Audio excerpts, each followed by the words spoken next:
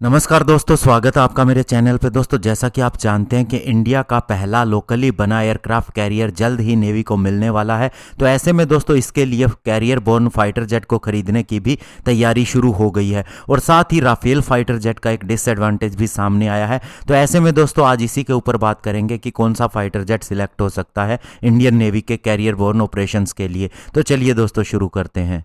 तो दोस्तों इंडिया का लोकली बनने वाला इंडिजिनस एयरक्राफ्ट कैरियर 1 अभी लेंथी सी ट्रायल से गुजर रहा है और माना जा रहा है कि इसी साल के अंत तक ये ऑपरेशनल भी हो जाएगा।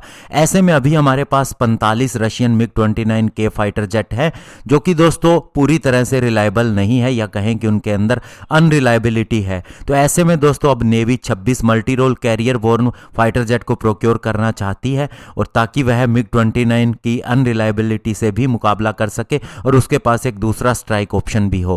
हालांकि दोस्तों इस आईएनएस विक्रांत एयरक्राफ्ट कैरियर के बाद एक दूसरा एयरक्राफ्ट कैरियर भी बनेगा जिसका नाम आईएनएस विशाल होगा। तो ऐसे में 31 और ऐसे फाइटर जेट खरीदे जा सकते हैं। तो total fighter jet 57 fighter jet हो सकते हैं। ऐसे में दोस्तों अभी दो फाइटर जेट के बीच में मुकाबला है, बोइंग कंपनी का FA-18 सुपर हॉर्नेट और साथ ही राफेल का राफेल M यानी राफेल मेराइन वर्जन। अब दोस्तों जैसा कि आप जानते हैं कि अगर ये 26 फाइटर जेट खरीदे जाते हैं तो इनमें से 18 सिंगल सीट वेरिएंट होंगे और 8 इसके अंदर डबल सीट वेरिएंट होंगे। लेकिन राफेल के साथ में सबसे बड़ा डिसएडवांटेज ये है कि राफेल M के डबल सीट वेरिएंट केवल लैंड पे ही ऑपरेट कर सकते हैं। वे कैरियर बोर्न फाइटर जेट नहीं है, या कहें कि एयरक्राफ्ट कैरियर के ऊपर से ऑपरेट नहीं हो सकते। वहीं बोइंग का कहना है कि उसके सारे FA-18 फाइटर जेट, चाहे वह सिंगल सीट FA-18E हो या फिर ट्विन सीट FA-18F हो, दोनों ही कैरियर डेक ऑपरेशंस के लिए कैपेबल हैं।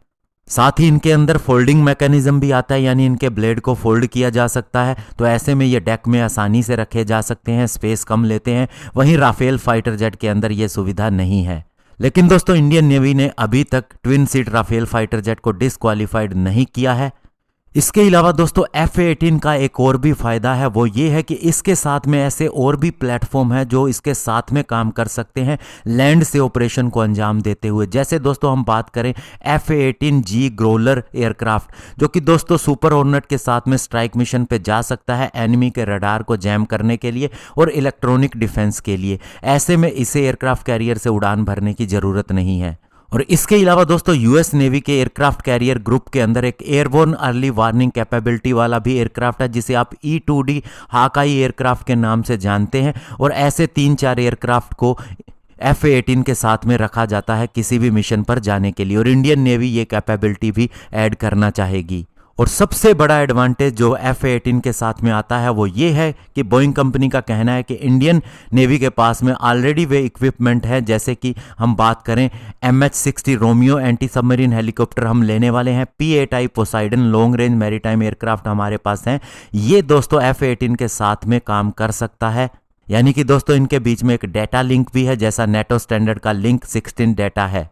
तो ऐसे में दोस्तों ये देखना जरूर होगा कि इंडियन नेवी कौन सा फाइटर जेट सिलेक्ट करती है। एक्चुअल में इसके अंदर बहुत सी चीज़ें देखी जाती है। हालांकि टेंडर ये भी कहता है, जो RFI जारी की गई थी, कि इसमें से उस फाइटर जेट को चुना जाएगा जिसका प्राइस कम होगा। लेकिन दूसरी तरफ दोस्तों अभी अगर एडवांटेजेस देखे जाते हैं तो हो सकता है उसमें प्राइस के साथ कंपैरिजन ना किया जा सके। तो ऐसे में डिफेंस ऑफिशियल्स को देखना होगा कि कौन सा फाइटर जेट इंडियन नेवी के फेवर में जाता है। धन्यवाद, जय हिंद।